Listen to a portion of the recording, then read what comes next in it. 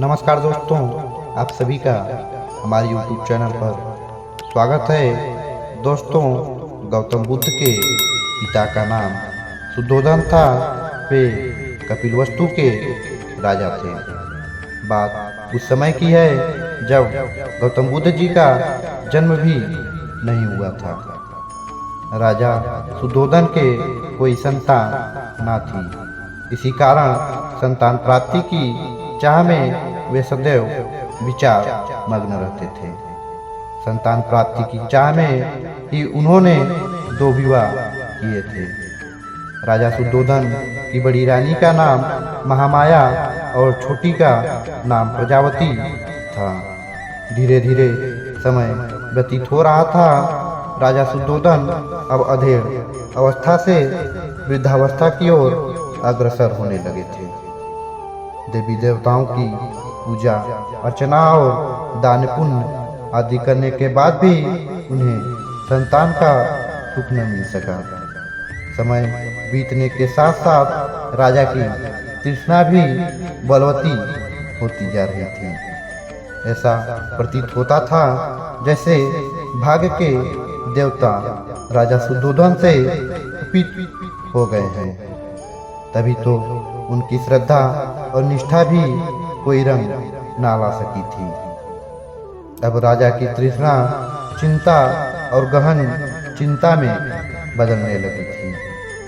राज्य में चारों ओर सुख, शांति और समृद्धि थी, किंतु अपना उत्तराधिकारी न होने के कारण यह सब कुछ राजा को निरर्थक ही प्रतीत होता था।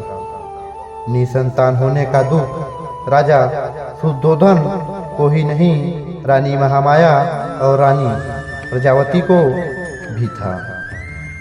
इस चिंता को दूर करने का उपाय किसी के हाथ में न था, अतः वे सभी मौन थे। एक समय की बात है, रानी महामाया रात्रि काल में अपने इष्टदेव का स्मरण कर शैया पर लेट गई।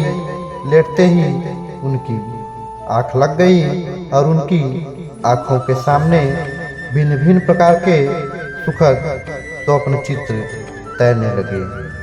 स्वप्नों का तांता रात भर लगा रहा। स्वप्न आते रहे और सुखद अनुभूति देकर विस्मृत होते रहे। रात्रि का अंतिम पहर चल रहा था। रानी महामाया ने स्वप्न में देखा कि 4 यक्ष, जिनके मुखमंडल तेज से प्रदीप्त थे, उनके निकट आए। यक्षों ने रानी को प्रणाम किया और पुष्प के समान बड़ी कोमलता से उन्हें उठाकर रानी को एक ओर लेकर उड़ चले। जिस वायुमंडल से होकर यक्ष रानी को लेकर उड़ रहे थे, उसमें बड़ी मनमोहक सुगंध व्याप्त थी। इसी भीनी भीनी सुगंध ने रानी के अंतर्मन को प्रफुल्लित कर दिया। यक्षों ने रानी महामाया को ले जाकर एक सर्वोन्नत पर्वत के शिखर पर बैठा दिया। वहाँ एक बहुत सुंदर आसन बना हुआ था। इस आसन पर विराजमान होकर रानी को बड़ा आत्मिक सुख मिला। रानी महामाया का तन मन प्रसन्नता से झूम रहा था। इसी बीच स्वर्गलोक में निवास करने वाली सुंदरता की प्रतिमूर्ति अप्सराएं वहाँ एक एक करके प्रकट हुई। अप्सराओं ने करबद्ध को सिर झुकाकर रानी को प्रणाम किया। देवी एक अप्सरा रानी से बोली, आपके स्नान का समय हो गया है, कृपया आप स्नान के लिए प्रस्थान कीजिए। रानी कुछ न बोली, उठकर उनके साथ चल दी।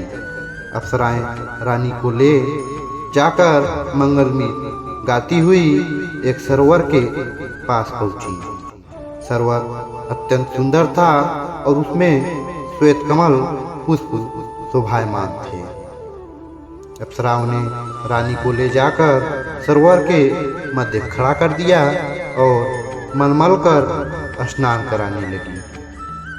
सरोवर का जल रानी के शरीर पर पड़ते ही उनकी काया कंचन जैसी हो गई।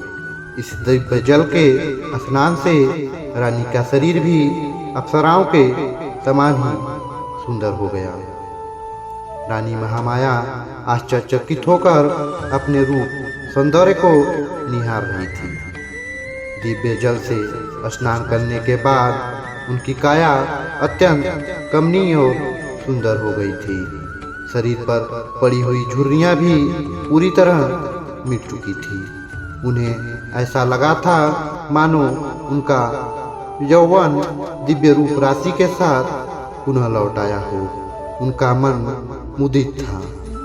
इसके बाद अप्सराएं रानी को एक श्वेत मरमरी महल में ले गईं। विभिन्न प्रकार से उनका स्वागत सत्कार भी किया गया। दिव्य खाद्य सामग्री खिलाने के बाद अप्सराएं रानी को महल के एक दूसरे कक्ष में ले गई। उस कक्ष में एक पुष्प से सजी हुई थी। अप्सराओं के आग्रह पर रानी पुष्प सज्जित सेज पर विश्राम करने लगी। उस सेज के सामने ही रानी को एक स्वर्ण शैल और उस पर मंडराता सुंदर हाथी अपने अत्यंत निकट प्रतीत हुआ। हाथी ने कमल पुष्प से रानी के दाएं अंग पर धीरे से प्रहार किया और लघु से लघुत्तर स्वरूप धरकर वह एकाएक रानी के गर्भ में समा गया। रानी ने भय और आश्चर्य से तुरंत अपनी आंखें खोल दी। अब रानी को पता चला कि वह सपना देख रही थी। बड़ा ही आश्चर्यचकित कर देने वाला और सुखद स्वप्न था। जब राज ज्योतिषी ने स्वप्न के फल की गणना कर बताया कि उनके यहाँ एक यशस्वी पुत्र रत्न का जन्म होगा, तो उनकी प्रसन्नता की कोई सीमा ही न रही।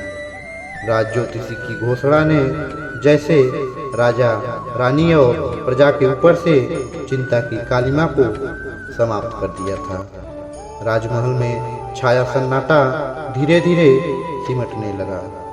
ज्यों-ज्यों रानी महामाया का गर्भकाल पूर्ण होने की ओर अग्रसर हो रहा था, त्यों-त्यों राजमहल में प्रसन्नता बढ़ती जा रही थी। अब गर्भकाल लगभग पूर्ण होने को था। उस काल की प्रथा के अनुसार रानी अपने प्रथम शिशु को अपने माता पिता के गृह पर ही जन्म देती थी। इसे अत्यंत शुभ माना जाता था। राजा की आज्ञा से एक सुंदर रथ को फूलमालाओं और मोतीमणियों से सुसज्जित किया गया। उस रथ में रानी के साथ उनकी प्रिय दासियां और परिचारिकाएं बैठी। रथ के आगे आगे 6 घोड़ों पर सवार योद्धा सैनिक चले और इसी प्रकार पीछे भी घुड़सवार सैनिक चले। वैशाख मास की पूर्णिमा थी। गगन पर पूर्ण चंद्र जगमगा रहे थे। लुम्बिनी वन का कोना कोना जैसे पूर्णिमा की शीतल चांदनी में अपनी मधुरिमा के साथ शोभायमान हो रहा था। इस वैशाख पूर्णिमा को जैसे सदियों से लुम्बिनी वन में इस महान घटना के घटने को ही प्रतीक्षा थी और प्रतीक्षा की घड़ियां धीरे धीरे समाप्त होती जा रही थी। यह घटना ईसा से लगभग 564 वर्ष पूर्व की है। रानी महामाया प्रसव पीड़ा से आकुल लुम्बिनी वन में पुष्पों से आच्छादित वृक्ष के नीचे विश्राम कर रही थी। प्रकृति द्वारा निर्धारित शुभ घड़ी और शुभ पलों में रानी महामाया ने एक सुंदर स्वस्थ शिशु को जन्म दिया। शिशु के जन्म की शुभ सूचना अविलंब कपिलवस्तु भेज दी गई। कपिलवस्तु में राजा शुद्धोधन और रानी प्रजावती के हर्ष की सीमा न थी। पूरा राजमहल विभिन्न प्रकार के मोती, मणियों और दीपमालाओं से सुसज्जित किया गया। एक दिन असित दरबार में ऋषि जी पधारे। राजा शुद्धोधन ने ऋषि का यथायोग्य स्वागत सत्कार किया और नवजात शिशु को आशीर्वाद देने का आग्रह किया। राजन असित ऋषि बोले, आपके पुत्र का भविष्य बड़ा उज्जवल प्रतीत होता है, आपकी कृपा का फल है। ऋषिदेव राजा शुद्धोधन से झुकाकर बोले, अब कृपया शिशु को अपना आशीर्वाद दीजिए।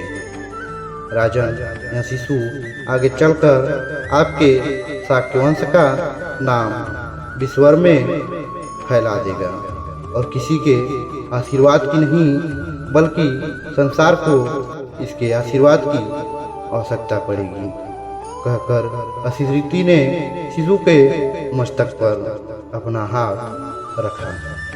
तो दोस्तों, यह थी गौतम बुद्ध जी की जन्म कथा। आपको कैसी लगी यह हमें नीचे कमेंट बॉक्स में कमेंट करके ज़रूर बताएं। और साथ ही साथ अगर आप हमारे चैनल पर पहली बार आए हुए हैं तो मेरा आपसे निवेदन है कि हमारे चैनल को भी ज़रूर सब्सक्राइब करें। धन्यवाद।